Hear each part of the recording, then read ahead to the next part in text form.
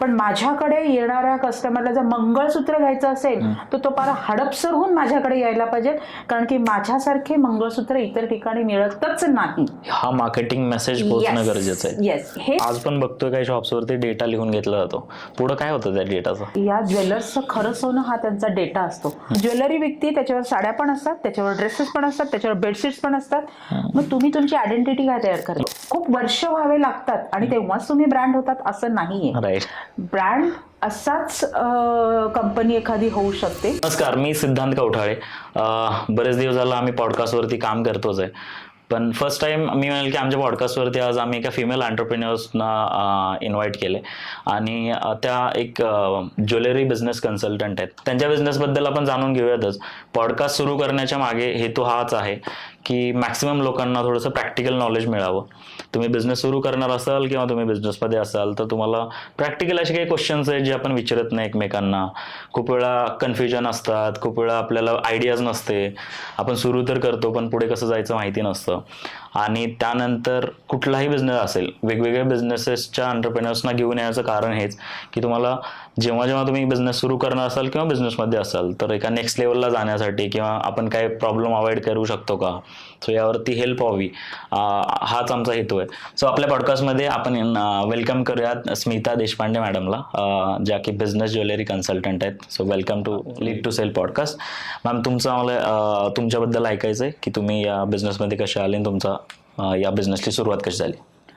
Okay, thank you so much सिद्धांत. सगळ्या lead to sale च्या पूर्ण टीमचं आणि तुमचं सुद्धा थँक्यू की तुम्ही मला संधी देताय माझ्या बिझनेसबद्दल सांगायची आणि माझ्या मनातल्या काही गोष्टी इथे बोलायची. त्याच्याबद्दल तुमच्या सगळ्यांचे थँक्यू. खरं आता तुमच्या सगळ्या पॉडकास्टचे मी इतकी सिरीज बघतेय, इतके मोठे मोठे बिझनेस पर्सन्स इथे येऊन गेलेले आहेत आणि त्यांच्या मांदियाळीत तुम्ही मला बसवताय. So that is thank you so much for that. So नमस्कार, मी स्मिता देशपांडे आणि ज्वेलरी बिझनेस कन्सल्टिंग म्हणजे ज्वेलरी बिझनेस कन्सल्टिंग म्हटल्यानंतर सगळ्यात पहिल्यांदा लोकांच्या डोक्यामध्ये येतं की jewellery designing. Sir, jewellery designing हा त्याचा एक पार्ट आहे, पण ओव्हरऑल तुमचा ज्वेलर्सचा व्यवसाय जो आहे तो कसा वाढवायचा किंवा तो कसा मॅनेज करायचा याच्यासाठी मी ज्वेलर्सना मदत करते. ओके. आता हे एका थोडक्यात आणि काय म्हणतो आपण लेमन साध्या भाषेमध्ये सांगायचं म्हटलं तर हे माझ्या व्यवसायाचं स्वरूप आहे. ओके. तर मी याच्यामध्ये आली कशी तर मी अजिबात ठरवून आलेली नाहीये. मी खूप ऍक्सिडेंटली आले. ज्यावेळेस मी आले तर आता मला काही वेळेस आश्चर्य वाटते की त्या वेळेस जर मी सिरियस राहिले असते तर त्यावेळेसच्या नॉलेजचा अजूनही मला किती छान उपयोग करता आला असता आता म्हणून. सो मी जेव्हा आले 20 वर्षापूर्वी ह्या बिझनेसमध्ये तर त्यावेळेस मी मुळात सोलापूरची, तर सोलापूरमध्ये एक असं युनिट सुरू होत होतं जिथे गोल्ड कास्टिंग ज्वेलरीज तयार करतात म्हणून. तर त्या ठिकाणी ते माझ्या भावाच्या मित्राचं होतं. सो तिथे कुणीतरी घरचं आणि विश्वासाचं हवं होतं म्हणून त्यांनी मला तू येतेस का कामाला म्हणून त्यांनी विचारलं आणि मी कुठेतरी जॉब करायचं होतं. मी म्हटलं हो येते आणि मी गेले. आणि मी जेव्हा गेल्यानंतर मी एक टाइमपास म्हणून सुरू केलेली जी नोकरी होती तर तिथे जो काही त्या जर्नी दागिन्यांचा बघितला की सोन्याची प्युरिटी ठरवून मग त्याचे ते कसं करतात, त्याच्यावरती होणारे ऑपरेशन्स आणि तो विकण्यासाठी एका शोरूममध्ये जाताना जसं त्याला सजवतात, या सगळ्या गोष्टींचा जो जर्नी मी बघितला तर मला अजून त्याच्यामध्ये उत्सुकता तयार झाली आणि मग तेव्हाचपासून माझी करिअरची ही लाईन ठरली गेली. वाव. म्हणजे मी म्हणेल की बेसिक्स काय असतं कुठल्याही बिझनेसचं. आपण म्हणतो ना खूप वेळा की आपल्याला सुरुवात करायची, बेसिक्स तर माहिती असले पाहिजे डायरेक्ट उतरण्यापेक्षा. सो तुम्ही बेसिक्स टू एक्झिक्युशन पर्यंत बघितलं आणि मग त्या बिझनेसमध्ये उतरला. बरोबर आहे. आणि कदाचित मला असं वाटतं की तो जो काळ मी त्याच्यामध्ये घालवला तर आता मला त्याचा खूप उपयोग होतोय, कारण की ज्वेलरीच्या संदर्भामध्ये कन्सल्टिंग करणारे बरेच जण आहेत, पण मी जेव्हा त्या दागिन्याचा जन्मापासून त्याला विकण्यापर्यंतच्या सगळ्या गोष्टी मी जेव्हा बघितल्या तर मी माझी USP म्हणा की तो असू शकते की प्रॉडक्ट नॉलेज जे आहे की तो दागिना विकायचा असेल तर त्याच्याबद्दल काय बोलायचं हे मी स्टाफला जास्तीत छान प्रकारे सांगू शकते. हे मला तेव्हाच्या अनुभवामुळे आता कळालं. त्यावेळेस असं वाटलंही नव्हतं की मी पुढे या बिझनेसमध्ये येईल आणि या बिझनेसमध्ये त्या नॉलेजचा मी असा उपयोग करतो. सुपर. सो आता किती वर्ष झाले मॅडम तुम्हाला कन्सल्टिंग करताना? मला 20 पेक्षा जास्त वर्ष झाली. कन्सल्टिंग मध्ये 5 वर्ष झाली, पण ज्वेलरी फील्ड मध्ये मला 20 पेक्षा जास्त वर्ष झाली. Wow, that's great. मग तुम्ही स्पेसिफिक गोल्ड वरती काम करता की पूर्ण ज्वेलरीवरती कुठलाही ज्वेलरी स्टोर असेल तर त्यांच्या सगळ्याच गोष्टीवर ज्वेलरी सगळ्याच ह्याच्यावरती आहे की गोल्डचा अनुभव आहे म्हणून गोल्ड सिल्व्हर, त्याच्याचबरोबर डायमंडचं सुद्धा त्यांच्याकडे असतोच प्रत्येक ज्वेलरकडे, आणि इमिटेशन पण त्यांच्याकडे असतंच. तर स्पेसिफिकली माझा सगळ्यात प्रायोरिटी गोल्ड ज्वेलरीला असते, गोल्ड सिल्व्हर आणि डायमंडचा. आणि त्यांच्याकडे पण अजूनही अशाही काही एंटरप्रेन्युअर्स माझ्याकडे आहेत की ज्या घरी तयार करतात ज्वेलरी आणि त्यांना ते एज्युकेशन कसं करायचं, तो सेल कसा करायचा, म्हणजे रिसेल, येस, रिसेलिंग म्हणा किंवा होम बेस्ड जे ज्वेलरी करणारे असतात तर त्यांना सुद्धा माझं कन्सल्टिंग असतं की त्यांनी कसं त्यांचा बिझनेस वाढवायचा. राईट. मी याच्यावरती पण येणारच आहे की रिसेल बिझनेस, रिसेल जे वर्क फ्रॉम होम वगैरे करतात तिकडे तुम्ही कशी हेल्प करता. सो एरिया आता तुम्ही पुण्यातल्या ज्वेलर्सला हेल्प करताय की महाराष्ट्रभर असं काय? महाराष्ट्रामध्ये सगळीकडे आहेच आहे माझं बऱ्याच, म्हणजे महाराष्ट्रामध्ये मी अगदी पार जळगाव अमळनेर पर्यंत पोहोचलेली आहे, नाशिक आहे, कोल्हापूर आहे, सातारा, सांगली, कराड पण माझ्या ह्याच्यामध्ये आलेला आहे, मुंबईमध्ये पण आहे. पण मी पाहतेय की पुण्यामध्ये सुद्धा इतकं पोटेन्शियल आहे आणि पुण्यामध्ये सुद्धा बऱ्याच ज्वेलर्सना आता मी बघते की त्यांची 100पेक्षा 70पेक्षा जास्त वर्षांची त्यांची सर्व्हिस म्हणजे ह्या इंडस्ट्रीमध्ये ते आहेत, पण त्यांना ब्रँड म्हणून जे काही डेव्हलपमेंट हवी आहे ती त्यांनी अजून केलेली नाहीये. तर त्यांच्यासाठी मी पुण्यामध्ये जास्ती काम करायचं. Wow, that's great. सो मला मी म्हणतो की कुठल्याही बिझनेसला ना आपण बघतो की नेहमी मार्केट अनालिसिस काय आहे, अशा भरपूर सगळ्या कन्सेप्ट आहेत. सो मी हे म्हणेल की आत्ता सिनेरिओ काय आहे, जसं कोविडच्या आधी डिस्कशन चाललं होतं की रिटेल स्टोर, रिटेल शॉप्सना काही प्रॉब्लेम्स आले, हॉटेल इंडस्ट्रीला, त्यातल्या रिटेलमध्ये खूप प्रॉब्लेम्स आले कारण आपल्याला बंदच करायचं होतं, ऑप्शनच नव्हता. सो त्याच्या आधीचा बिझनेस जर बघितला आणि आताचा बिझनेस जर बघितला आपण, आता मुळात कोविडला टाइम झालाय, बट मी म्हणेल की आता बिझनेस रिटेल स्टोर किंवा ज्वेलरी शॉप आता कुठल्या स्टेजला आहेत आणि त्याच्याने खूप मोठे असे काय डिफरन्स तुम्हाला जाणवले कोविड नंतरचे? डिफरन्स मध्ये झालंय काय तुम्हाला सांगेल. सगळ्यात पहिली गोष्ट की कोविडच्या वेळेस या बिझनेसेसवरती, अशा बिझनेसेसवरती परिणाम झालेला आहे की जिथे जे कस्टमर ओरिएंटेड आहे. म्हणजे त्या रिटेल बिझनेसमध्ये फॉर एक्झाम्पल आपण आता ज्वेलरीच घेऊया, तर ज्वेलरी तिथे कसं होतं की कस्टमरशी इंटरॅक्शन आणि फेस टू फेस बोलणं हे गरजेचं आहे तिथे, त्याच्याशिवाय आपण विकू शकत नाहीत. आणि कोविडने तर सगळे सोशल कॉन्टॅक्ट्सच बंद केले होते, त्याच्यामुळे बऱ्याचशा ज्वेलर्सनी जोपर्यंत चालू होतं तोपर्यंत ते प्रिकॉशन्स सगळे सांभाळले वगैरे सगळं केलं, पण समहाऊ कुठेतरी काही बॉन्डिंग झाले आणि थोडं बंद ठेवावंच लागलं. पण त्याच्याबरोबर असंही झालं की कोविडच्या काळामध्ये इमर्जन्सीज, खूप हॉस्पिटलायझेशन आणि अशा बऱ्याच गोष्टी झाल्या आणि त्यावेळेस लोकांना ही पण जाणीव झाली की त्यांनी गोल्डमध्ये केलेली जी गुंतवणूक होती ती त्यांना त्या 11th आवरला, त्या इमर्जन्सीला त्यांना खूप कामाला आली. आणि आत्ताचा सिनारिओ जर तुम्ही विचारत असला तर मी बघते की लोकांचा त्याच्यावरती ट्रस्ट वाढल्यामुळे लोक आता सोन्याकडे जास्ती, खरेदीकडे जास्ती वळालेले आहेत. त्याच्यामध्ये काही दिवस म्हणजे खरं पाहता सराफ व्यावसायिकांच्या मनामध्ये कुठेतरी एक बॅक ऑफ द माइंड भीती अजूनही आहे, कारण अधूनमधून ते सरकारच्या न्यूज मधनं वगैरे ते करोनाच्या चर्चा होतात आणि कुठे काही बिझनेसवरती परिणाम होतो, काही एक बॅक ऑफ द माइंड छोटी भीती असते. पण कस्टमरचा फ्लो, खरेदीची आवड, हे सगळ्या गोष्टी जर बघितलं तर त्या गोष्टी होणार नाही तसंही वाटतं. ह्या कस्टमर अजूनही सोन्यावरती खूप विश्वास. ओके, म्हणजे आता खूप चांगला सिनेरिओ आहे रिटेल बिझनेस मध्ये जाण्यासाठी, त्यातल्या ज्वेलरी मध्ये जाण्यासाठी. खरं पाहता सोन्याचा भाव वाढतो आहे, पण जोपर्यंत खरेदी करत नाही तोपर्यंतच तो वाढलेला वाटतो. त्याच्यामध्ये ज्याप्रमाणे खरेदी करतानाचा सोन्याचा भाव वाढला तसं तुमच्या जुन्या सोन्याचाही भाव वाढलेला आहे. कस्टमरला ह्याचा अवेअरनेस सुद्धा असतो, त्याच्यामुळे सोन्याच्या बाबतीमध्ये काहीही प्रॉब्लेम नाही. तुम्ही जसं म्हणलात की नाही का 50-60 वर्ष 70 वर्ष झाली हे शॉप्स वगैरे आहेत, तर त्या शॉप्सना ऑनलाईन सध्या जी बूम आहे सोशल मीडियावरती, ई कॉमर्सचं पण आहे, तर या लोकांना काही फरक पडला का त्या गोष्टींचा, त्यांच्या बिझनेसवरती काही इफेक्ट झाला का? कारण मी आज बघतोय की खूप सगळे उद्योजक आहेत, शॉप्स ओनर पण आहेत की अजून पण ते ऑनलाईन यायला धजत नाहीत, म्हणजे लवकर जायचा प्रयत्न करत नाहीत. सो त्यामुळे जर त्यांनी या गोष्टी नाही केल्या तर कुठेतरी वाटतं की ते ॲब्सोल्यूट तर नाही होणार, ते त्यांच्या नावावरती चाललेत, बट इफेक्ट होतोय का तिकडे त्या लोकांना? असा काही फारसा इफेक्ट झालेला नाहीये. हा, सिल्व्हरच्या दागिने म्हणा की इमिटेशन ज्वेलरी लोक ऑनलाईन खरेदी करतात, पण सोन्याची खरेदी जी असते 22 कॅरेटचे दागिने वगैरे हे कुणीही ऑनलाईन अजून तरी घेत नाहीयेत.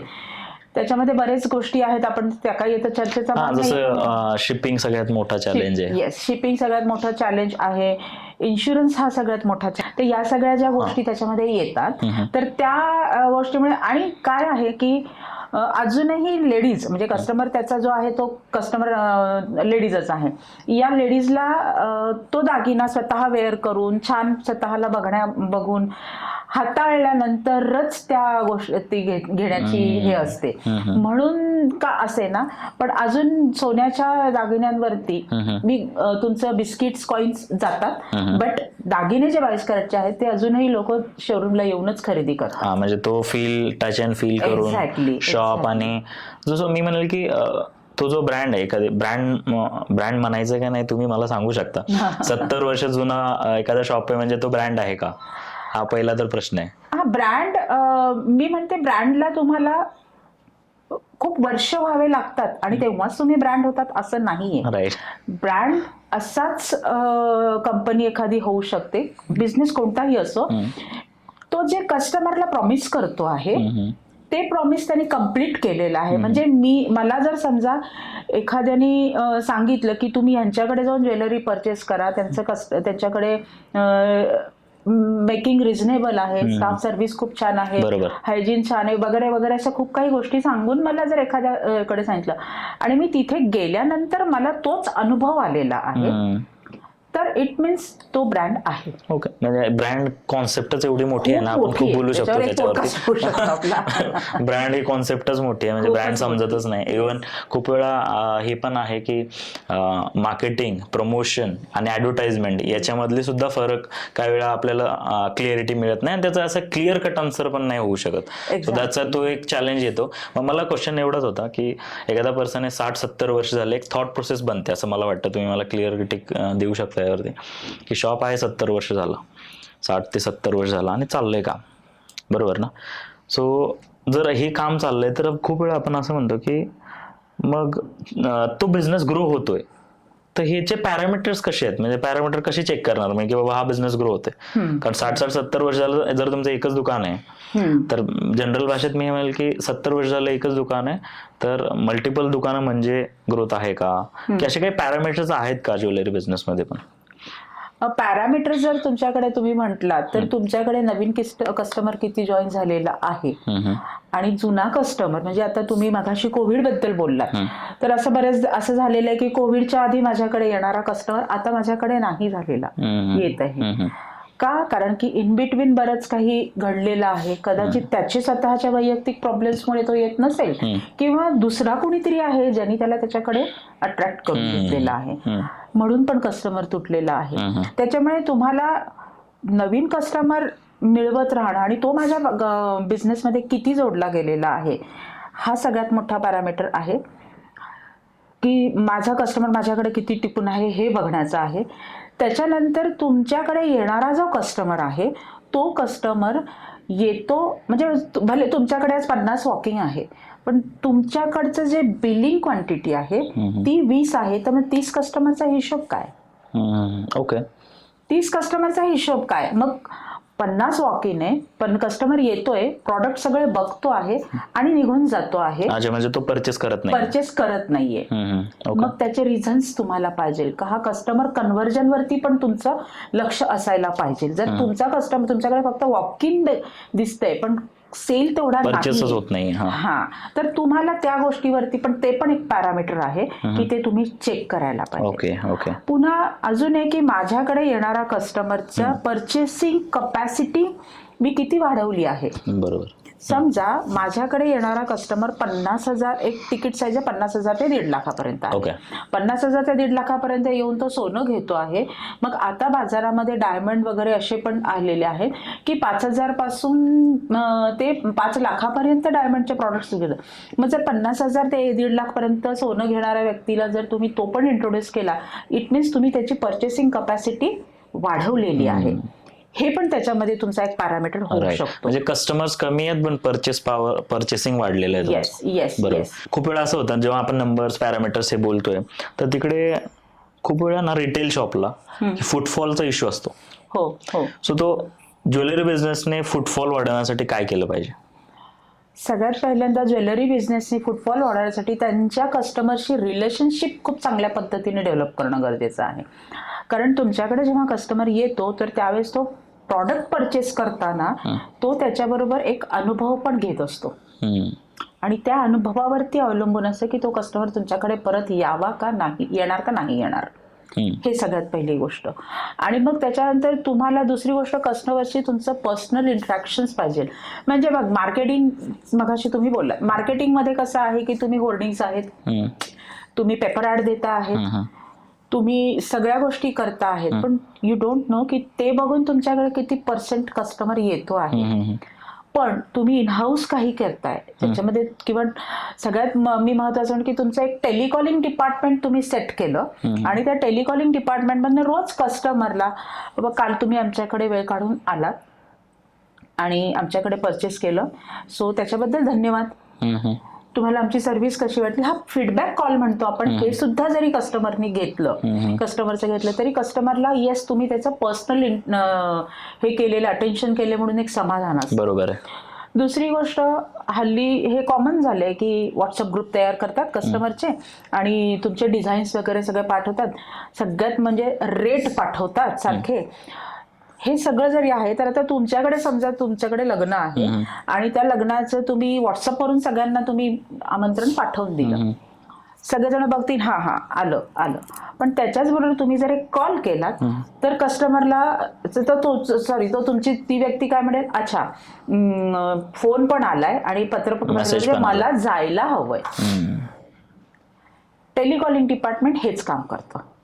हा, मग तुम्हाला त्याच्यासाठी फुल टाइम माणूस व्यक्ती तिथे ठेवायची एक फीडबॅक मेकॅनिझम असलं पाहिजे. एक्झॅक्ट, कारण जो आलेला फुटफॉल रिटेन करणं पण तेवढंच महत्वाचं आहे. नुसतंच फीडबॅक नाहीये सिद्धांत त्याच्यामध्ये, की तुम्ही फीडबॅक आहे, तुमच्याकडे काही स्कीम्स आहेत, म्हणजे मी तर त्याच्याबद्दल पण, म्हणजे मी तुम्हाला सांगते की आता पुण्यामधलेच एक कस्टमर आहेत माझे तळेगावचे, तर त्यांच्याकडे आम्ही टेलिकॉलिंग स्टार्ट केलेलं आहे. त्यांच्याकडे पार्ट टाइम ती मुलगी घेतली, तर काही स्कीम असेल तर ती ते स्कीम बद्दल बोलते, जेव्हा स्कीम नसेल तेव्हा भाव कमी असेल तर त्याच्याबद्दल ती बोलते, त्याच्यानंतर काहीच नसेल तर व्हरायटीज खूप छान आलेल्या आहेत, बीशी आहे, एकदा येऊन जा. यामध्ये झालं काय की काही कस्टमर रिकनेक्ट झाले, काही कस्टमरला हे लक्षात आलं की अरे मला अमुक एक गोष्ट रिपेअर करून घ्यायची होती, चला त्या निमित्ताने तरी जाऊ. म्हणजे या सगळ्या पद्धतीने कस्टमर तुमच्याकडे जोडला जातो. म्हणून टेलिकॉलिंग तुमच्याकडे पार्ट टाइम का असेना पण एक व्यक्ती असावी की ज्याच्याकडनं तुमच्या कस्टमरशी इंटरॅक्शन, म्हणजे तुमचा जो प्रश्न आहे त्याचं उत्तर असेल की तुमच्या कस्टमरशी तुमचं जेवढं पर्सनल इंटरॅक्शन असेल तेवढं तुमच्या बिझनेसमध्ये ग्रोथ होऊ शकते. वाव. सो मी याच्यामध्येच एक गोष्ट ऍड करेल की हा जो फीडबॅक मेकॅनिझम आपण म्हणूयात किंवा कोल्ड आउटरीच असेल, टेलिकॉलिंग सिस्टम्स असतील, सो तिथे अजून एक आहे की टेक्नॉलॉजीचा भरपूर यूज केला जाऊ शकतो. आता व्हॉट्सअप ऑटोमेशन नावाची गोष्ट ऐकतोय. व्हॉट्सअप मार्केटिंग लोकांना समजलंच नाही. व्हॉट्सअप मार्केटिंग मध्ये लोक ब्रॉडकास्ट मेसेज करतात, पण त्याचं जर तुम्ही ऑटोमेशन वरती काम केलं तर तुम्हाला म्हणजे तिथे काही स्टाफ लागणार नाही, मेंबर लागणार. तुम्ही एकदा जर सिस्टम बसवली तर ती सिस्टम ऑटोमेटेड वर्क होईल. मी काही शॉप्स मध्ये बघितलेलं आहे की तुम्ही जर परचेस केलं तर एक मेसेज येतो, थँक्यूचा मेसेज. तर त्यामध्ये तुम्ही हा जो ऑटोमेशन आहे ना त्याचा तो प्रकार खूप चांगल्या लेवलला केला जाऊ शकतो. सो ऑटोमेशन तुम्ही जर ऑफरचे ऑटोमेशन्स असतील, तुम्ही काही इन्व्हिटेशन्स असतील, जसं आता आम्ही एक इव्हेंट केला छोटासा एका ज्वेलरी शॉपसाठी.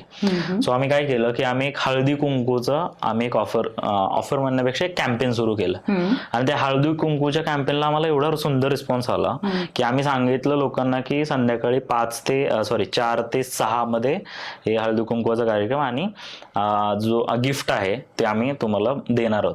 सो यावेळी आम्ही कॅम्पेन क्रिएट केला. सकाळी लोक 10 वाजल्यापासून आली, शॉप ओपन झाल्याबरोबर लोकांची गर्दी सुरू झाली.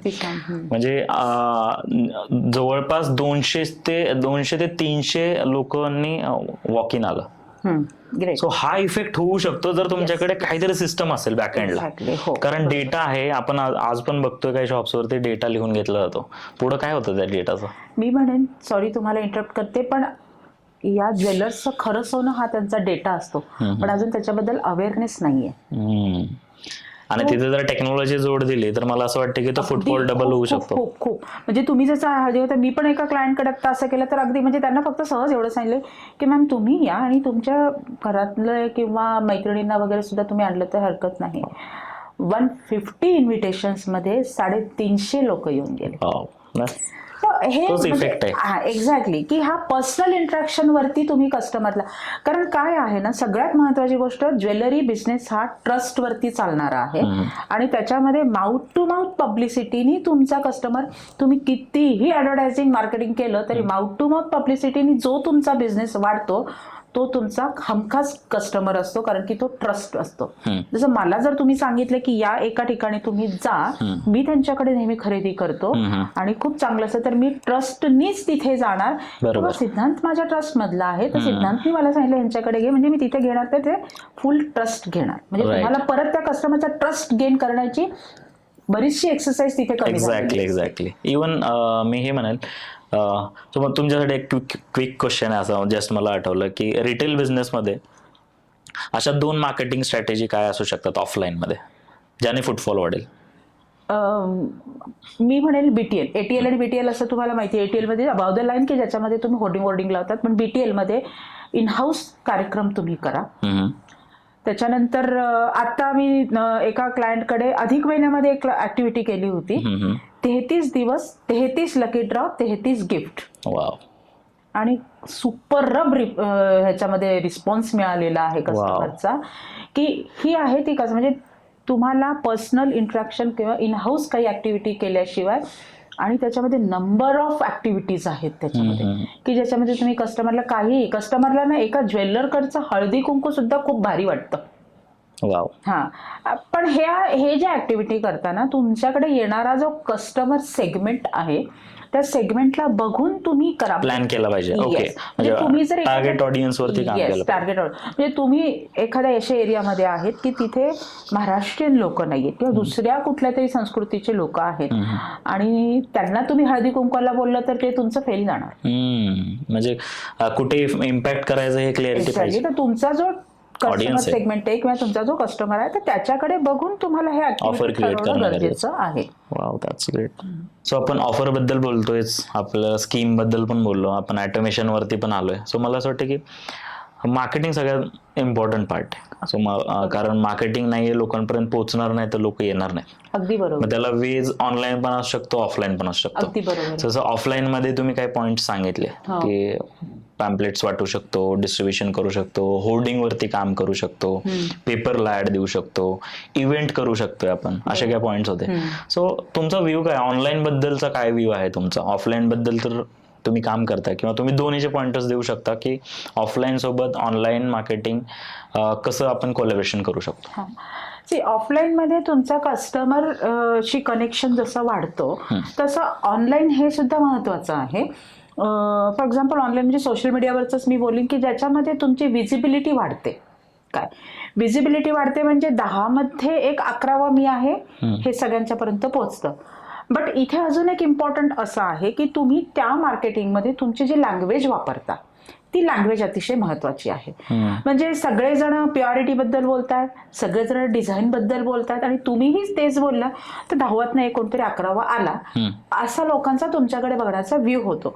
पण तुम्ही जर तुमच्या मार्केटिंगची लँग्वेज अतिशय महत्वाची आहे बरं का, मार्केटिंगची लँग्वेज ती जर तुम्ही ते अशी घेतली की ज्याच्यामध्ये तुमचा USP कळेल आणि तुमच्याकडे येण्यासाठी कस्टमरला एक कारण मिळेल. असं काय तुम्ही बोलताय की त्याच्यामुळे कस्टमर तुमच्याकडे यावा, हे रिझनिंग तुम्ही त्याच्यामध्ये बोलणं गरजेचं आहे. की चला मी आहे पिंपरीमध्ये काय, पण माझ्याकडे येणाऱ्या कस्टमरला जर मंगळसूत्र घ्यायचं असेल तर तो पारा हडपसरहून माझ्याकडे यायला पाहिजे, कारण की माझ्यासारखे मंगळसूत्र इतर ठिकाणी मिळतच नाही. हा मार्केटिंग मेसेज पोहोचणं गरजेचं आहे. येस, हे त्याच्यात फार महत्वाची गोष्ट आहे मार्केटिंग. मार्केटिंगमध्ये तुम्ही हे बोलताना त्याच्याबद्दल तुमची USP तर माझ्या अनुभवात असे मी काही ज्वेलर्स पाहिलेले की ते खरंच 70 वर्षापासून 50 वर्षापासून ह्या बिझनेसमध्ये आहेत, पण त्यांना स्वतःकडे कस्टमरच्या येण्याचं कारणच का म्हणजे USP जो आहे तोच त्यांना माहिती नाही. आणि तो सर्च करणं फार गरजेचं आहे. नाही तर मग तुम्ही एक लाईन मध्ये एक म्हणजे ते गर्दीमध्ये एक अजून वाढला असं तुमचं होतं. तर तुम्ही जर एवढा मोठा त्याच्यामध्ये बिझनेसमध्ये तुम्ही खर्च आणि गुंतवणूक करून जर तुम्ही केलेलं आहे आणि जर समजा तुम्ही त्याच्यामध्ये जनरल काही बोलत आहात तर मग कस्टमर काय तुमच्याकडे येणार की हल्ली कॉम्पिटिशन वाढलेली आहे. जसं आम्ही काय म्हणतो सोशल मीडिया मार्केटिंग म्हणजे लोक फेस्टिवल पोस्ट टाकतात.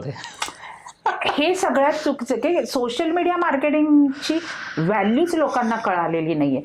हल्ली लोकांच्या डोक्यामध्ये काय येतं की मी सोशल मीडिया म्हणजे मी फेसबुकवरती पोस्ट टाकले, मी इन्स्टावरती पोस्ट टाकले की दुसऱ्या दिवशीपासून माझ्याकडे कस्टमरची लाईन. तुम्ही काय सांगता मग ह्या शॉप्स माझं म्हणणं आहे की मी तेच आता जे म्हटलं की तुमची विजिबिलिटी वाढते, तुम्ही आहात हे कळतं, पण तुमच्याकडे कस्टमरनी काय यावं हे तुम्ही मार्केटिंग लाईनमध्ये बोलला तर पण ते अतिशय महत्वाचं आहे तुमच्या ह्याच्यामध्ये. कारण की किती जरी तुम्ही मार्केटिंग जरी केलं तरी तुमच्या एका सर्टन ह्याच्यानंतर तुम्ही पलीकडे पोहोचू शकत नाही.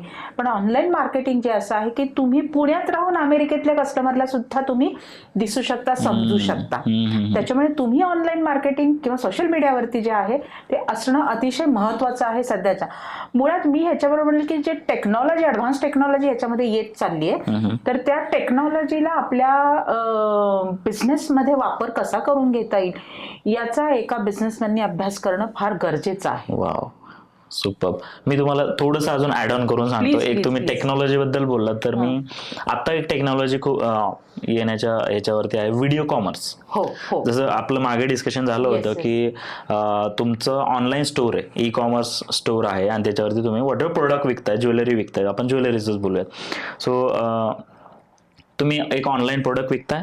व्हिडिओ कॉमर्स म्हणजे काय की आता सध्या मी हे चायना वगैरे मध्ये बघितले आहेत व्हिडिओज वगैरे.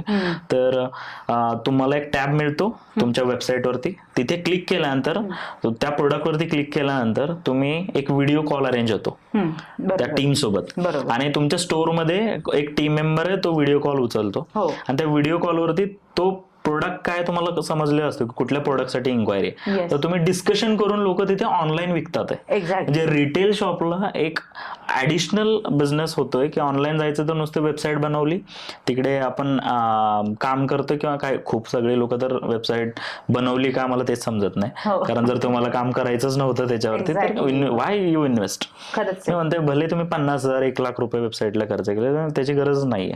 पण मी म्हणतो की ही टेक्नॉलॉजी जर व्हिडिओ कॉमर्स टेक्नॉलॉजी इनबिल्ट केली आणि हे खूप आता रिलायन्स जे ज्वेलर्स आहे तिकडे मी बघितलंय, जिवा तुम्ही वेबसाईट चेक करू शकता त्याच्यावरती पण आहे. तर तुम्ही गेल्यानंतर तुम्ही क्लिक करता, व्हिडिओ कॉल अरेंज होतो आणि व्हिडिओवरती तुमचा जो रिटेल शॉपवरती पर्सन आहे तो बिझनेस डेव्हलपमेंट एक्झिक्युटिव्ह तो विकतो प्रोडक्ट. अगदी बरोबर. आणि याचा रेशो हळूहळू खूप वाढत चाललाय. अशा टेक्नॉलॉजी मला असं वाटतं की आपण जर इनबिल्ट केल्या शॉप्समध्ये, रिटेल शॉप्समध्ये तर अजून त्याचा खूप इफेक्ट होऊ शकतो. तुमचं काय म्हणणं आहे? अगदी म्हणजे हे तुम्ही म्हणता असं मी त्याच्यावर अजून तुम्हाला हे सांगू शकते की जशी लेन्सकार्टनी एक काढलेलं आहे बघा की तुम्हाला तुमच्या फेसवरती कुठला चष्मा छान दिसतो, एक्झॅक्टली.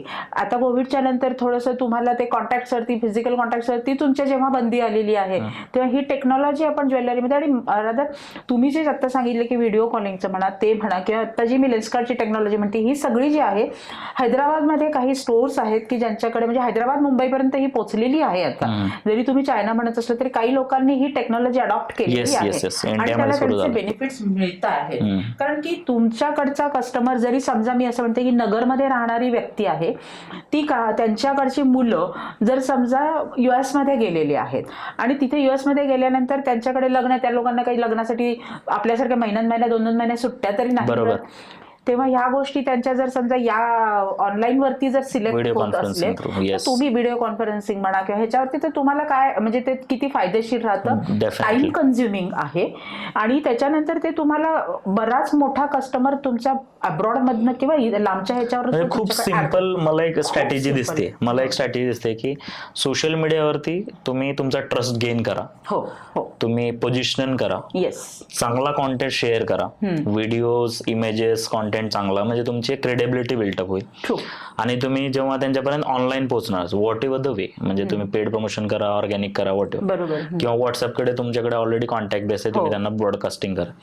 जेव्हा तो कस्टमर तुम्हाला एक फनल थ्रू येतोय की ऑनलाईन स्टोअर बघतोय त्यावरती ऑफलाईन स्टोअरचे पण व्हिडिओज आहेत त्यांना दिसते की ऑफलाईन स्टोर आहे, बरोबर आहे, त्यांना स्टोरी पण दिसते की हा बिझनेस एवढी वर्ष झालं सुरू आहे, बरोबर आहे. आणि त्यानंतर मग त्याला ते ट्रस्ट गेन झाल्यानंतर जेव्हा त्याला काही परचेस करायचंय तर आपण तिथे असलो पाहिजे, आणि त्या व्हिडिओ थ्रू पण आपण खूप चांगलं विकू शकतो. व्हॉट्सअपचं तुम्ही म्हणाला, त्याच्यामध्ये मी अजून एक ऍड करेल की व्हॉट्सअपमध्ये आता जनरली काय होतं, ज्वेलर्सकडे रेट पाठवतात, डिझाईन पाठवतात, हा, पण त्याच्यामध्ये तुम्ही असंही करू शकता, कमिंग सून आणि काही असं तुम्ही हे करा, म्हणजे तुमच्या त्या ज्वेलरीबद्दल क्युरिओसिटी तयार करतात. आता समजा तुम्ही सतत रेट पाठवताय, डिझाईन पाठवताय, तर कसं म्हणजे सरस चालू आहे ना, त्यालाच म्हणलं आपण ब्रॉडकास्टिंग चालू आहे, हे असं म्हणून कस्टमर काही दिवसांनी तुम्हाला इग्नोर करतो. पण तेच कमिंग सून, न्यू अरायव्हल, हल्ली अजून शब्द निघाले विकेंड स्पेशल, अशा पद्धतीने जर तुम्ही त्या IT वाले लोक त्यांना सॅटर्डे संडे सुट्टी असते, तर मग ते त्यावेळेस परचेस नाही, त्यावेळेस तुम्ही एक विकेंड स्पेशल म्हणून तुम्ही लाईटवेट ज्वेलरी त्यांच्या टाकली तर हे रिसेल बिझनेस साठी पण खूप मस्त चालेल ना. अगदी जे वर्क फ्रॉम होम करतात, वर्क फ्रॉम होम साठी सुद्धा आहे की त्यांच्यासाठी सुद्धा चालेल, आणि तुम्हाला रिटेलमध्ये सुद्धा तुम्ही जर चालू शकता की तुमच्याकडे कस्टमर अट्रॅक्ट होण्यासाठी तुम्ही काय करू शकता. त्याच्याकरता तुम्ही म्हणजे नुसते व्हॉट्सअपवरती तुम्हाला रेटच पाठवायचा आहे, डिझाईनच पाठवायचा असं नाही, त्याच्यावरती पण बरीच क्रिएटिव्हिटी आहे. मध्ये मी अजून तुम्हाला काही नावानी कलेक्शन लॉन्च करतात, आणि भले पुणेभर तुमचे होर्डिंग्स लागलेले आहेत, पण त्याची कनेक्टिव्हिटी तुमच्या स्टोअरला आली की तुटली, मग तुम्हाला इनहाऊस ब्रँडिंग पण त्याच्याबरोबर करणं गरजेचं आहे. म्हणजे सिमिलॅरिटी ब्रँडची दिसणे इम्पॉर्टंट आहे. तुमचं कम्युनिकेशन जे आपण व्हॉट्सअपला म्हणतो की एंड टू एंड, तसं तुम्हाला एंड टू एंड कम्प्लीट करणं गरजेचं आहे. सोशल मीडियावरती तुम्ही एका कलेक्शनचं लॉन्च करून कनेक्ट बोलतायत लोकांना, तर तुमच्या इन स्टोअर सुद्धा आल्यानंतर त्यांना तिथून तिथपर्यंत ती लिंक लागणं गरजेचं आहे. Wow, super. त्याच्याकरता मग तुम्ही इनहाऊस एखादं काउंटर तयार करतात, तिथे तुम्ही त्यांचे ते हे कलेक्शन आहे तिथेही तुम्ही दाखवू शकता. सो कस्टमरला ते कम्युनिकेशन तिथे पूर्ण होतं. ज्वेलरी काही वेळा आपण हे पण बघतो की शॉप्स आहे ना, ज्वेलरी म्हणा, रिटेल शॉप म्हणा, ते बंद पडतात. हो. सो त्याचे मेन रिझन काय असू शकतात बंद पडण्याचे? सगळ्यात पहिली गोष्ट की तुम्ही आपल्या सुरू करतानाच माझं सुरू करण्यामागचा उद्देश काय आहे, एक पैसा कमवायचा आहे का नाव कमवायचं आहे का काहीतरी गोल ठेवून तुम्ही तो बिझनेस सुरू केलेला आहे. जर तुमच्या ह्याच्यामध्ये बिझनेसमध्ये काही गोल नाहीये, तुमच्या बिझनेसमध्ये असलेली इन्व्हेंटरी जी आहे ती कस्टमरला हवी आहे ती नाहीये, तुम्ही तुमच्या कस्टमरशी कम्युनिकेशन ठेवत नाहीये, तुम्ही तुमच्या स्टाफ तुमचा स्किल्ड नाहीये, अशा सगळ्या गोष्टींनी असलं तर तुम्हाला कस्टमरच्या यादीमध्ये टिकणंच गरजेचं राहणार नाही. आणि जेव्हा तुम्ही कस्टमरच्या यादीतनं बाहेर पडता, ऑटोमॅटिकली तुमचा बिझनेस बंदच पडणार आहे. मग एवढं मोठं तुम्ही दुकान साजावून ठेवलं तरी सुद्धा, म्हणजे मी बघते, मी आधी ज्या एरियात राहत होती सेगड रोडला, 2 किलोमीटरच्या अंतरामध्ये 35-40 ज्वेलर्सची शॉप्स होते, छोटे मोठे असे, पण डिस्प्लेला काही नाही, आणि एक ओनर आणि त्यांच्याबरोबरचा एक स्टाफ कस्टमरची वाट बघत बसलेले असायचे.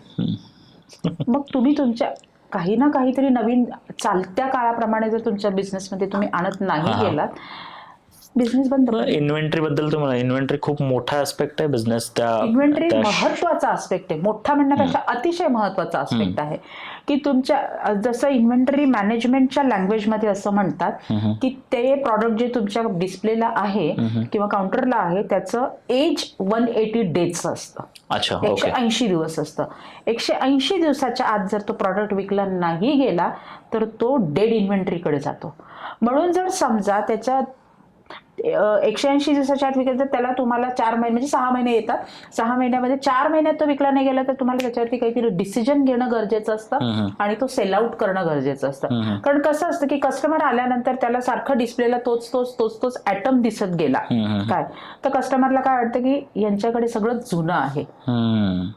ओके, म्हणजे पोझिशनिंग शॉप मधली कशी ठेवतोय आणि विथ लाइटिंग, व्हिज्युअल मर्चंडायझिंगला सुद्धा अतिशय महत्वाचं असतं आहे. आणि दुसरी गोष्ट की इन्व्हेंटरी मॅनेजमेंट जे तुम्ही म्हटलं, तर त्याच्यामध्ये की इन्व्हेंटरी मॅनेजमेंटमध्ये भले तुमच्याकडे स्टॉक तुम्ही ठेवलेला आहे 5 किलो, सपोज असं समजून घ्या, स्टोअरमध्ये तुमचा 5 किलो स्टॉक आहे, वर्षाचा सेल किती आहे, समजा तुमचा वर्षाचा सेल जर 10 किलो असला तर तुम्ही खिशातनं पैसे घालून धंदा करताय, वाईट शब्द वाटेल पण अक्षरशः हे असं आहे. तुम्ही जेव्हा तुमच्याकडे 5 किलो स्टॉक आहे आणि तुमचा जर सेल वर्षाला 25 किलो आहे, 20 किलो आहे, इट मीन्स तुम्ही तुमचं सगळं कट होऊन तुम्ही काहीतरी फायदा कमवलाय. म्हणजे त्याचे जे रोटेशन्स म्हणतीये मी की 5 किलो स्टॉक मध्ये 15 किलो सेल जर तुमचा वर्षाचा आहे तर इट मीन्स तुमचं ना नफा ना तोटावरती तुम्ही तो बिझनेस करताय. एखादं रोटेशन त्याच्यामध्ये अर्ध जरी 3.5 रोटेशन जरी झाले, 4 रोटेशन झाले, इट मीन्स तुम्ही तुमच्या बिझनेस फायद्यामध्ये करत आहात.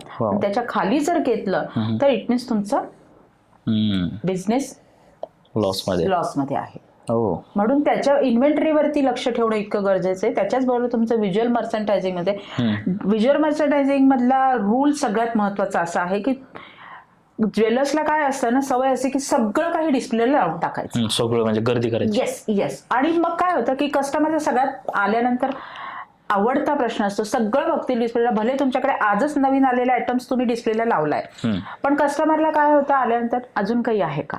कारण कस्टमरला माहिती आहे की ह्यांच्या तिजोरीत किंवा ह्यांच्या इथं खाली नवीन अजून आयटम्स आहेत जास्तीचे.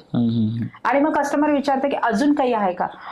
मग तुम्ही सांगा, समजा 5 ग्रॅमची ते एखादी अंगठी आहे किंवा 10 ग्रॅमचा एखादा नेकलेस आहे, तो करण्यामागे एका कारागिराची मेहनत कितीतरी असते. 5 ग्रॅमचा समच्या अंगठी म्हणजे 15 अंगठ्यांचा समजा एक ट्रे आहे, त्या ट्रेकडे कस्टमरने नुसतं बघितलं आणि अजून काही आहे का म्हटलं तर समजा अगदी ऑन ॲव्हरेज 3 ग्रॅमची एक अंगठी जाईल, म्हणजे 15-45 म्हणजे तुमचं 45 ग्रॅम एका 5 मिनिटामध्ये कस्टमरनी डिस्ट्रॉय करून टाकलं, वाया घालवून टाकलं. मग तुम्ही मग त्याच्यामध्ये असं आहे की स्टाफ त्या प्रॉडक्ट बद्दल बोलत नाही. स्टाफला प्रॉडक्ट नॉलेज देणं खूप गरजेचं आहे. नुसतं जशी स्टाफची बॉडी लँग्वेज जशी कस्टमरची पण एक बॉडी लँग्वेज असते, ती स्टाफला आयडेंटिफाय होणं गरजेचं आहे. स्टाफची पण बॉडी लँग्वेज असते. स्टाफ सुद्धा असा नुसता हाताला घडी घालून उभा राहिला, तुमच्या प्रॉडक्ट बद्दल काहीच बोलला नाही, तर मग प्रॉडक्ट कसं विकलं जाईल तुमचं.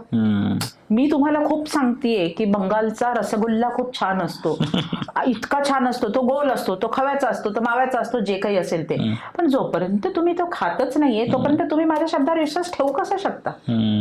सुपर. त्याच पद्धतीने हे असतं. हा एवढा म्हणजे मी स्वतः म्हणेल की हा एवढा सुपर असा पर्स्पेक्टिव्ह आहे ना बघण्याचा बिझनेसकडे. हे डिटेलिंग खूप इम्पॉर्टंट आहे. एक्झॅक्टली. आणि त्यातल्या तुम्ही जे म्हणलात की खूप वेळा आपल्याला माहिती म्हणजे स्टाफ आपण जेव्हा आपण जर टीम स्टाफवरती जर येत असेल तर तिथे खूप म्हणजे एक आहे ट्रेनिंग, जेव्हा तुम्ही स्टाफ हायरिंग करताय एक आहे ट्रेनिंग, दुसरे स्किल काय स्किल आहे.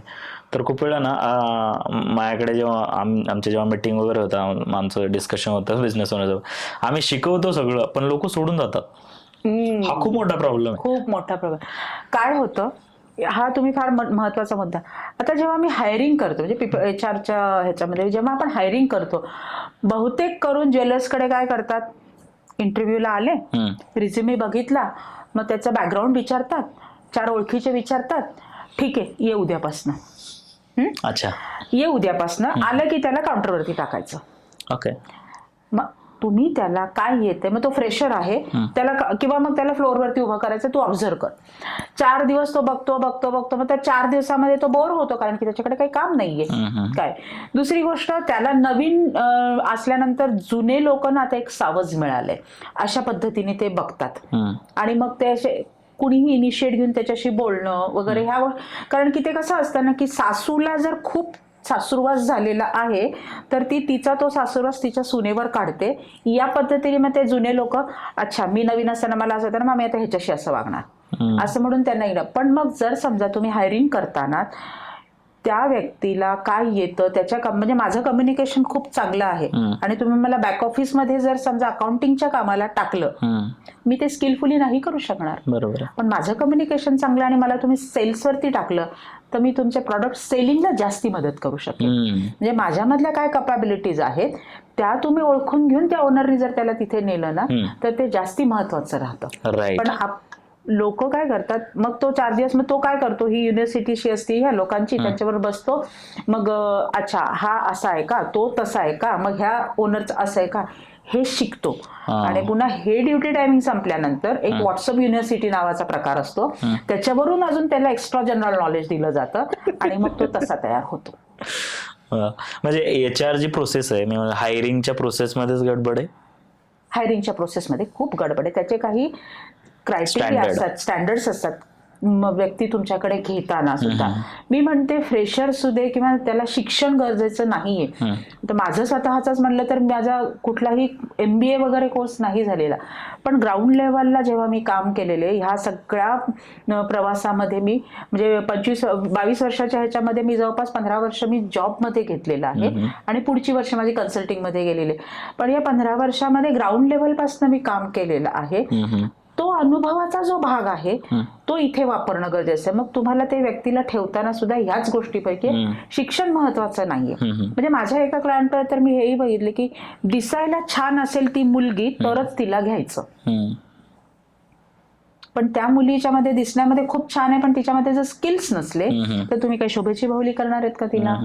मग तुम्ही स्किल्स पण महत्वाचे आहेत. राईट. आणि मी हे म्हणेल, थोडंसं ऍड ऑन करेल मी याच्यामध्ये, स्किल ह्या उभ्या केल्या जाऊ शकतात, स्किल शिकवल्या जाऊ शकतात, सॉरी स्किल शिकवल्या जाऊ शकतात, पण तुमच्याकडे एक प्रोसिजर तरी पाहिजे की तुम्ही कुठल्या पर्सनला घेता. System process. आणि खूप वेळा अजून एक मी म्हणेल की आपण सगळं शेवटी म्हणजे मी खूप वेळा ही गोष्ट बघितली की एकदम लास्ट मोमेंटला डिसिजन घेतो आपण लोक घ्यायचा.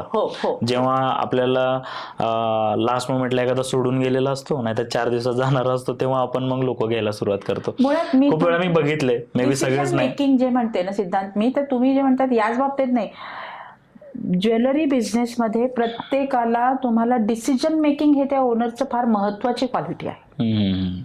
कारण राईट टायमिंगला राईट टायमिंगला राईट डिसिजन घेणे आणि इव्हन पीपल मॅनेजमेंट सुद्धा राईट प्लेसवर तर राईट व्यक्ती आणि त्याला राईट वर्क, राईट हे कळलं. या पद्धतीने जर तुम्ही येणाऱ्याच्या बाबतीमध्ये सगळ्यात पहिल्यांदा तुम्ही सगळ्या स्टोअरची तुमच्या प्रत्येक डिपार्टमेंटची म्हणजे इंडक्शन जे आपण म्हणतो, सिस्टीम प्रोसेस जी असते, त्याच्यानंतर त्यांचे SOPs असतात. तुम्ही यावरती काम करता सगळ्या गोष्टी? काम करते. ओके. तुम्ही जसं मी फॉर एक्झाम्पल तुम्ही एखादा शॉप आहे, तुम्ही कसं हेल्प करता या सगळ्या गोष्टीवरती? या ह्याच्यावरती मी म्हणजे सगळ्यात पहिल्यांदा माझं पहिले ऑडिट असतं. ऑडिटमध्ये मला तिथे एक्झिस्टिंग मध्ये काय काय आहे हे बघावं लागतं. एखादी प्रोसेस जर समजा त्यांची चालली आणि त्याच्यात काही गडबड नाही, त्याला ते स्मूथली चालले तर मी त्याच्यावरती हात घालत नाही. पण मेनली मला प्रत्येक ज्वेलरचा आत्ताचा सध्याचा पेन पॉईंट जो आहे तो स्टाफ टिकत नाही हा आहे, तर मी त्याच्यावरती जास्ती करते. HRचं आहे, ट्रेनिंग आहे, कारण की कस्टमर तुमच्याकडे येतोच इतक्या कॉम्पिटिशनच्या ह्याच्यामध्ये नवसानी आल्यासारखा, आणि आल्यानंतर जर तो कस्टमर काहीही न घेता परत जात असेल तर परवडत नाही. त्याच्यामुळे कस्टमरला प्रॉडक्ट नॉलेज सहित त्या स्टाफनी व्यवस्थितपणे सांगणं, ह्या सगळ्या गोष्टी, प्रेझेंटेशन स्वतःचं आणि प्रॉडक्टचं सुद्धा. तर याही बाबतीमध्ये स्टाफला ट्रेनिंग देणं, SOPs start to end store. काय होतं की आता मी दोन्हीकडे काम करते, एक ब्रँड बरोबर करते आणि फॅमिली बिझनेस वाल्यांबरोबर करते. होतं काय की लोकांच्या सुट्ट्या वाढतात. आता माणूस आहे, सुट्ट्या असणं होतात काय, पण तुम्ही जर पर्सन ओरिएंटेड सिस्टीम ठेवली तर तुमच्याकडे आज तो माणूस ऑर्डर डिपार्टमेंटचा नाही आला तर त्या दिवसभरामध्ये ज्या डिलिव्हरी होण्याच्या ऑर्डर त्या सगळ्या थांबून जातात. पण तिथे जर तुम्ही सिस्टीम ठेवली तर तिथे कुणीही आलेलं असलं तरी त्याला ते कळतं की हे काम कसं करायचं आहे. सिस्टीम मध्ये म्हणजे त्या ऑर्डर डिपार्टमेंटच्या सिस्टीम की बाबा तुमच्याकडे आलेली ऑर्डर कुठल्या कुठल्या स्टेटसला आहे, तुमचे ते सॉफ्टवेअरवरती असतं सगळ्या ह्याच्यामध्ये. तर त्या पद्धतीने जर तुम्ही त्या प्रत्येक डिपार्टमेंटची केली तर मुद्दे टू मुद्दे तुम्ही त्याच्यामध्ये लिहून ठेवले आणि त्या आलेल्या नवीन व्यक्तीला या गोष्टीचं ट्रेनिंग दिलं तर तो व्यक्ती पटकन ट्रेनिंग तयार होतो. शिवाय तो सुट्टीवर असला तर नवीन व्यक्ती सुद्धा ते काम सिस्टीम बसलेली असल्यामुळे व्यवस्थित करतो. म्हणजे पर्सन ओरिएंटेड ठेवण्यापेक्षा सिस्टीम ओरिएंटेड तुमचे प्रत्येक डिपार्टमेंट ठेवा.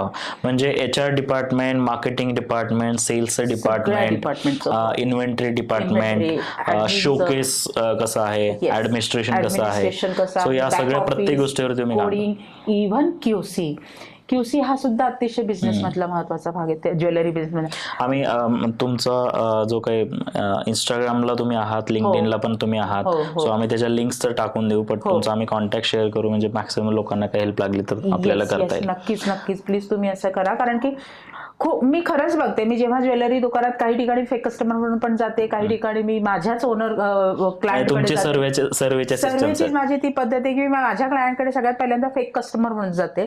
आत्ताच मला परवा एक मोशी मधल्या एका क्लायंटने सांगितलं की मॅडम आता स्टाफ सगळा नवीन आहे, तर तुमची एक ऑडिटची व्हिजिट होऊ द्या. म्हणजे स्टाफचं सेलिंग पण कळेल, जे तुम्हीच ट्रेनिंग दिलं होतं ते तिथे होतंय की नाही, आणि असलेला स्टॉक सुद्धा मी किती. तुम्हाला एक मिथ सांगू यातलं काय होतं, लोकांना काय होतं खूप वेळा, कारण मी पण कन्सल्टिंग बॅकग्राऊंड मधून आलेलो आहे थोडंसं बिझनेस कोचिंगच्या. सो खूप वेळा असं वाटतं एका उद्योजकाला की नाही माझ्याकडचा स्टाफ वेगळा आहे, माझं लोकेशनच वेगळं आहे, हो माझ्याकडे एसओपी लोक हँडल करणारच नाहीत, माझ्याकडे सिस्टम बसवू शकत नाही, हो हे असं सगळं आहे. हे मिथ आहे की हे खरं आहे? तुम्ही काय सांगाल याच्यात? हे मिथ आहे. सिस्टीम कुठलं आहे आता? मग हे लोक हे पण कंप्लेंट करतात, मला बिझनेस सोडून कुठे जायलाच मिळत नाही, फॅमिली बरोबर टाइम घालवायलाच मिळत नाही, 10:30-11 पर्यंत आम्ही कॅश टॅली करत असतो. तुमची सिस्टीम बसलेली नाहीये. कॅशची सिस्टीम आहे, स्टॉकची सिस्टीम आहे. या जर तुम्ही सिस्टीम बसवल्या, तुमचं 8:30चं कस्टमरचं टायमिंग आहे, स्टॉक घेऊन 9:15 तुम्ही बाहेर टॅली करून जर सिस्टीम मध्ये असलं. सिस्टम्स अँड प्रोसेस मिसिंग आहे सिस्टीम आणि त्या इम्प्लिमेंटेशन केलं जाऊ शकतं with the right guidance, consistency राहायला विथ पाहिजे. The right guidance. भले तुम्हाला मी सांगते की कोणतीही सिस्टीम आज टाकली, सुरुवात केली आणि उद्या त्याचे रिझल्ट मिळत नाहीत, पण त्याच्यामध्ये कन्सिस्टन्सी. मी हे पण म्हणेल की खूप वेळा अशा काही बिझनेस मध्ये स्टार्टिंगला एरर खूप येतात. बिझनेस थोडाफार कमी जास्त झाल्यासारखा पण दिसतो, बरोबर. बट लॉंग पिरियड मध्ये तो एंटरप्रेन्युअर फ्री होतो, उद्योजक फ्री होतो, मार्केटिंग सगळे डिपार्टमेंट स्मूथली चालतात. तुम्हाला फक्त काही पॅरामीटर्स आहेत ते बघायचे. एक्झॅक्टली. स्टाफला सुद्धा तुम्हाला आन्सरेबल ठेवणं खूप महत्वाचं असतं. राईट. कारण बघा, मी आले, मी सेल्स करते आहे, समजा कस्टमर रिटर्न जात आहे तर माझा पगार तर घटतंय. मग ओनर त्याच्यामध्ये लक्ष घालेल, काय पाहिजे, हा चला इतके डिस्काउंट देऊन टाक बाबा, कस्टमर रिटर्न जाऊ नये. म्हणजे काही जरी झालं तरी ओनरचं जळतंय, ओनर त्याला काहीतरी करून कस्टमरला थांबवेल. स्टाफ तेवढी रिस्पॉन्सिबिलिटी घेत नाही. मग तो जर रिस्पॉन्सिबिलिटी घेण्याकरता त्याला आन्सरेबल ठेवणं गरजेचं आहे. त्याची पण एक सिस्टीम तुम्हाला, म्हणजे मी जिथे जाते तिथे मी रिपोर्टिंग सिस्टीम अशी टाकते की स्टाफ सकाळी 10 वाजता त्यांनी लॉग इन केलं की 10 त्याचं, आणि रात्री 9 वाजता जर त्याचं लॉग आउट होत असेल तर त्याच्यामध्ये आवरली बेसिस त्यांनी काय काय काम केलेलं आहे ते ऍडमिनिस्ट्रेशन चेक झालं. येस. आणि मग जेव्हा स्टाफला कळतं की अगदी हाऊसकीपिंग हॉस्पिटॅलिटी पासूनची व्यक्तीला, इव्हन सिक्युरिटी वाल्याला, की इतक्या ह्याच्यामध्ये मी इतकं माझं काम आहे, झालेलं आहे, हे मला रिपोर्टिंग करावं लागणार आहे, तर तो त्याच्या कामाच्या बाबतीत सिरियस होतो. वा. ऍक्च्युली तुम्ही जे मी म्हणून म्हणतात, तुम्ही म्हणलं की एक्सपिरियन्स बद्दल, हा तुमचा एक्सपिरियन्स पण आहे. आणि मला एक खूप चांगली गोष्ट आवडली ते म्हणजे ना, तुम्ही टेक्नॉलॉजीला खूप इंटिग्रेट करण्याबद्दल बोलताय. लोकांनी ऑनलाईन असेल, ऑफलाईन असेल, टूल्स असतील, HR डिपार्टमेंटचे टूल असू शकतात, ऍडमिनिस्ट्रेशन असू शकतात, ऑटोमेशन्स असू शकतात. तुम्हाला हे वाटतं की नुसतं तुम्ही जे करत आला तेच जर करत राहिलं तर आता तुम्ही जिथे आहात तिथेच राहणार. जर तुम्हाला नेक्स्ट लेवल जायचं असेल तर तुम्हाला नेक्स्ट काय ऍक्टिव्हिटी करायला लागतील, काय फेल होतील. अगदी सोप्या शब्दामध्ये म्हणजे चालू असलेल्या काळाप्रमाणे तुम्हाला स्वतःला बदलणं तेवढंच गरजेचं आहे. तुमच्या बिझनेसमध्ये ते चेंजेस आणणं तेवढंच गरजेचं आहे. कस्टमरचा चॉईस त्याच्याकरता, म्हणजे आता समजा आपलं मगाशी बोलताना मी एक पॉईंट मिस केला की ज्याच्यामध्ये कस्टमरचा जर समजा एक काळ होता की कस्टमर हाय वेट ज्वेलरी घेत होता, आताचा कस्टमर यंगस्टर्स जे आहेत त्यांना लाईट वेट ज्वेलरी, त्यांना ते प्युरिटी वगैरेचं काही पडलेलं नाहीये. मग तुमच्याकडे येणारा कस्टमर कसा आहे त्याप्रमाणे तुम्ही ते ठेवणं गरजेचं आहे. अशा खूप छोट्या छोट्या गोष्टी आहेत की ती आपली एक स्टोरी अर्धवट राहिली की तुम्ही तुम्हाला फोन आला आणि तुम्ही कस्टमरच्या इकडे ऑडिट, नवीन स्टाफ आला आणि तुम्ही ऑडिट करायला जाणार होता. हा, मुळात माझ्या ऑडिटची पद्धतच ही आहे सिद्धांत, की मला जर कुठे ऑडिटला बोलवलं तर किंवा कन्सल्टिंग माझं सुरुवात करायचं असेल कॉन्ट्रॅक्ट, तर मी माझ्या ऑडिटमधली माझी पहिली प्रोसेस असते की मी तिथे एक फेक कस्टमर म्हणून जाते तिथे. तर मग मला जेव्हा त्यांनी सांगितलं तर मग मी असं स्टॉक गेले तिथे. त्यांच्याकडे गेल्यानंतर स्टाफ तर मला ओळखतच नव्हता, ओनरला माहिती होतं मी येणार आहे म्हणून. आणि मग मी त्यावेळेस तिथे स्टाफचं सेलिंग स्किल्स बघण्याकरता प्रॉडक्ट विकायला विचारलं त्यांना.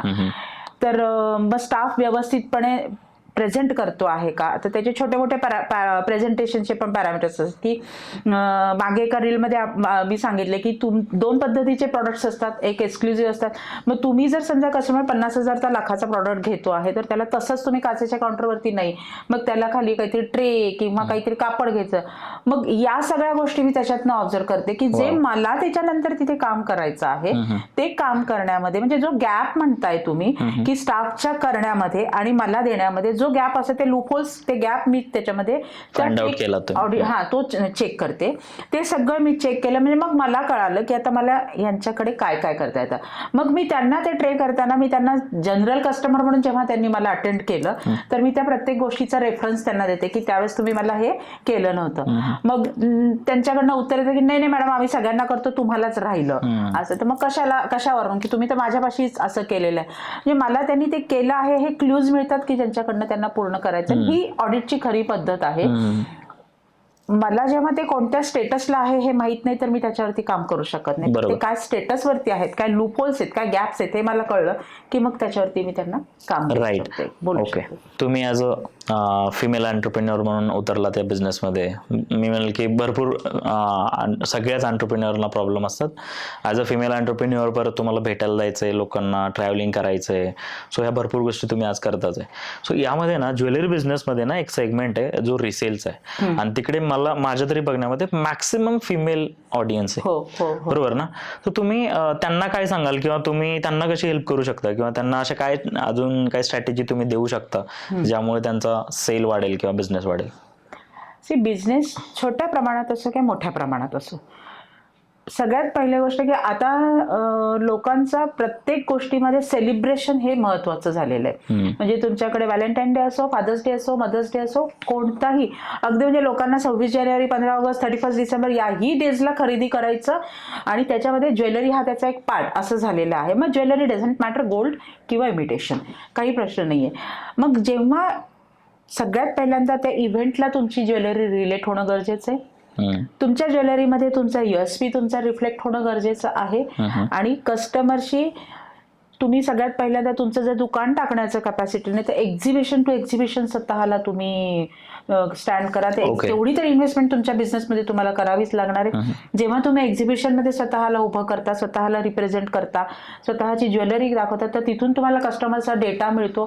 कारण की तुम्हाला असा कुठे मिळणारच नाही जे घरातनं बनवून करतात. मग तुम्ही एक्झिबिशन मधनं स्वतःला, मग तुमचा एक बेस तयार झाल्यानंतर मग तुम्ही नेक्स्ट स्टेज तुम्ही स्वतःचं शॉप काढायचं आहे का काय आहे ह्या गोष्टीवरती. मला काय वाटतं ह्याचा आपण सुरुवातीला विचार केला पाहिजे का जस्ट काम सुरू केलं पाहिजे? नाही, सुरुवातीला तरी तुम्हाला आता जसं तुमच्याकडे अजून होममेड तुम्ही बिझनेस करत आहात तर इट मीन्स भांडवलाचा तर प्रश्न आहेच आहे. मग हा भांडवलाचा प्रश्न सुरुवातीला तरी तुम्हाला 1000 डेज आपल्याला जो बिझनेसचा रूल आहे की त्याच्यातनं कमवायचं आणि त्याच्यातच घालायचं आहे. तर तुम्हाला 1000 डेज तुम्हाला फक्त स्वतः तयार करायचं आणि एक्झिबिशन टू एक्झिबिशन स्वतःला सगळीकडे. म्हणजे आपल्याला पहिल्यांदा मॅक्सिमम क्राऊड जमा करायचा आणि आपण किती विकतोय तुमची एक आयडेंटिटी तयार करणं. तुम्ही ट्रेडिंग करा. येस, तुम्ही आता लगेच सगळं काही सुरू करण्यापेक्षा काय आहे ना, आता मी पण एक एक्झिबिशन घेते ज्याच्यामध्ये मॅन्युफॅक्चरिंग मध्ये जर समजा आता जसं काही कन्सेप्ट आहेत मार्केटिंग मधल्या की ज्याच्यामध्ये सुद्धा डायरेक्ट तुमच्याकडनं मिळतं आहे तर मग मध्ये पैसे घालायची कस्टमरला आवश्यकता नसते. म्हणजे एक्झिबिशन मध्ये जर समजा तुम्ही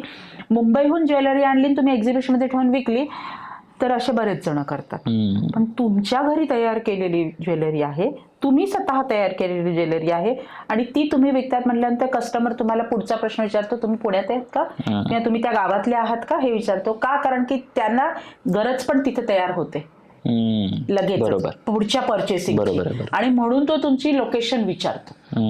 त्याच्यामुळे तुम्हाला म्हणजे जास्त करून रिसेल करण्यापेक्षा स्वतःच्या, पण ज्यांना रिसेल जरी करायचं असेल तर मग त्यांनी स्वतःची एक USP ठरवणं गरजेचं आहे. काहीतरी डिफरन्शिएटर पाहिजे मार्केटमध्ये उतरायचं, काहीतरी डिफरन्शिएटर. नुसते आपण जर बल्क व्हॉट्सअप मेसेज करत 10व्या बरोबर 11व्या मी लाईनीतला मला नाही व्हायचं. खूप वेळा आपण तो म्हणला ना पण की आपण बल्क मेसेज वरतीच बसलोय अजून पण. एक्झॅक्टली, आपण तेच काहीतरी करतोय, सगळे तेच करतात. नाहीतर स्टेटस एवढा फुल करून टाकलाय की लोकांना माहिती की तुम्ही याच्यापेक्षा वेगळा काही स्टेटस टाकणार नाही. स्टेटसला आता त्याच्यामध्ये त्या स्टेटसला किती फोटो ठेवावे हे लिमिटेशन्स नसल्यामुळे इतके फोटो ठेवले जातात.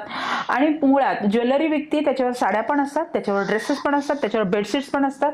मग तुम्ही तुमची आयडेंटिटी काय तयार करता? बरोबर आहे. म्हणजे काय मी हे म्हणेल की पोझिशन काय मग बिझनेसची, पोझिशनिंग महत्वाचं. म्हणजे बिझनेसची म्हणण्यापेक्षा तुमची पोझिशनिंग इम्पॉर्टंट, कारण तो इंडिव्हिज्युअली सुरू होतोय बिझनेस आणि इंडिव्हिज्युअली कस्टमर टॅप होणार आहेत. इंडिव्हिज्युअली तुमचं आधी अराउंडच सर्कल तुमच्याकडनं प्रोडक्ट घेणार आहे. म्हणून तुम्हाला ते करण्याकरता स्वतःला एक्झिबिशन टू एक्झिबिशन तुम्ही स्वतःला रिप्रेझेंट करा, स्वतःबद्दल कस्टमरला ओळख करून द्या, कस्टमरला परत तुमच्याकडे येण्याची एक गरज निर्माण करा जी तुम्ही मॅन्युफॅक्चरिंग मधनं करू शकता. आणि मग कस्टमर तुमच्या लोकेशन, त्या कस्टमरला बरं, आता समजा तुम्ही एक्झिबिशन मध्ये तुम्ही विकताय, कस्टमरचा डेटा पण तुमच्याकडे आलेला आहे, कस्टमरला कॉल करा, मॅडम थँक्यू तुम्ही माझ्याकडे ज्वेलरी परचेस केलेली आहे त्याच्याबद्दल तुमचा नंबर मी आता ह्यांच्याकडे जनरली मी बघितलं एक्झिबिशन मध्ये गेलं तर डेटा गोळा करतात आणि न विचारता ते व्हॉट्सअप ग्रुप तयार करतात आणि धडा त्याच्यावरती पाठवून देतात सगळे इमेजेस. पण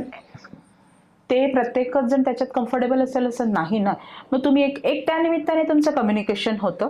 कम्युनिकेशन झाल्यानंतर मी असं तुमचा नंबर मी माझ्या व्हॉट्सअप ग्रुपमध्ये ऍड करू का, की तुम्हाला काही जर समजा करायचं तर हा माझा व्हॉट्सअप नंबर आहे, मला एक जस्ट मेसेज करा, मी तुम्हाला डिझाईन पाठवते. हे कम्युनिकेशन तुम्ही तयार करा. मग त्यांच्या पुन्हा डोक्यामध्ये तुम्ही रजिस्टर होता, अरे हा हिच्याकडे मी घेतलं, आता हिचा कॉल पण आलाय, म्हणजे मला लगेचच जेव्हा घेण्याची गरज पडते तेव्हा ती आठवते, मी नंबर सेव्ह करून ठेवते. ठीक आहे ना. हा मेकॅनिझम बसवणं इम्पॉर्टंट आहे आणि त्यासाठी थोडं सिस्टम प्रोसेस वरती काम करणं आणि मॅक्सिमम लोकांपर्यंत रीच व्हायचंय. तर मला असं वाटतं की जो कस्टमर येतोय त्याला जर फीडबॅक मेकॅनिझम जर असेल तुमचं, तर अजून तुम्हाला हा दुप्पट टिप्पट पण होऊ शकतो. राईट ना.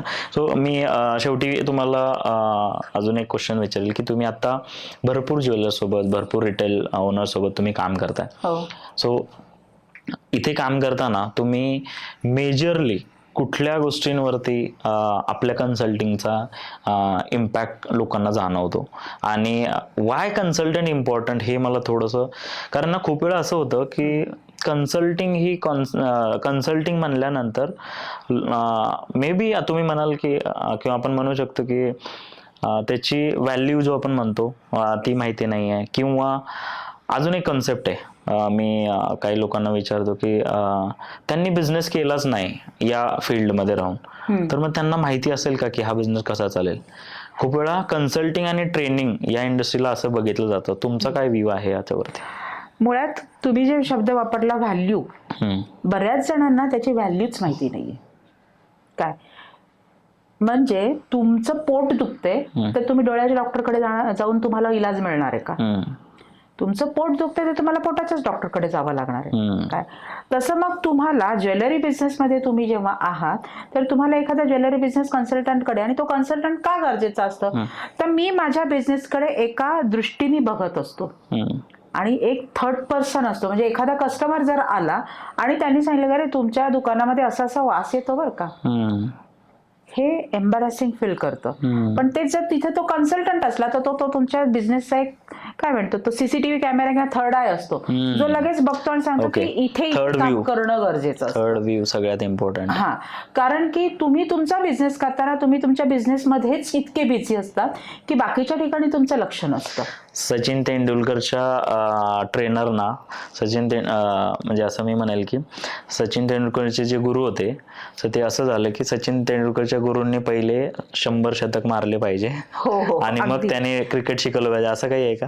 असं काही असंच आहे. म्हणजे आता तुम्ही जसं म्हणता ना सचिन तेंडुलकरचं तुम्ही नाव काढलं, आज ह्याला सुद्धा कोचची गरज पडलीच ना. तेच म्हणते म्हणजे त्याला सुद्धा कोचची गरज पडती आहे. तो जरी एक्सपर्ट असला तरी सुद्धा त्याला कोचची गरज पडती आहे. तसं प्रत्येक ह्याच्यामध्ये कोचची किंवा बिझनेस कन्सल्टंटची गरज पडते. बिझनेस कोणताही असो. त्यात ज्वेलरीमध्ये असं आहे की तो सेगमेंट जो आहे तो जसं आता अन्न वस्त्र निवारा जसं आपल्या बेसिक गरजा आहे तसं ज्वेलरी सुद्धा बेसिक नीड मध्येच यायला लागलेला आहे. कारण मगाशी मी म्हणाल्याप्रमाणे सगळं सेलिब्रेशन हा लोकांच्या आयुष्याचा एक महत्त्वाचा भाग झालेला आहे. बरोबर. कोविड नंतर तर जास्त झालं. एक्झॅक्टली खरंच आहे. कारण कोविडने माणसांना खूप जवळ आणलं आणि मग त्याच्यामध्ये प्रत्येक जण छोट्या छोट्या गोष्टींना खूप सेलिब्रेट करायला लागलं.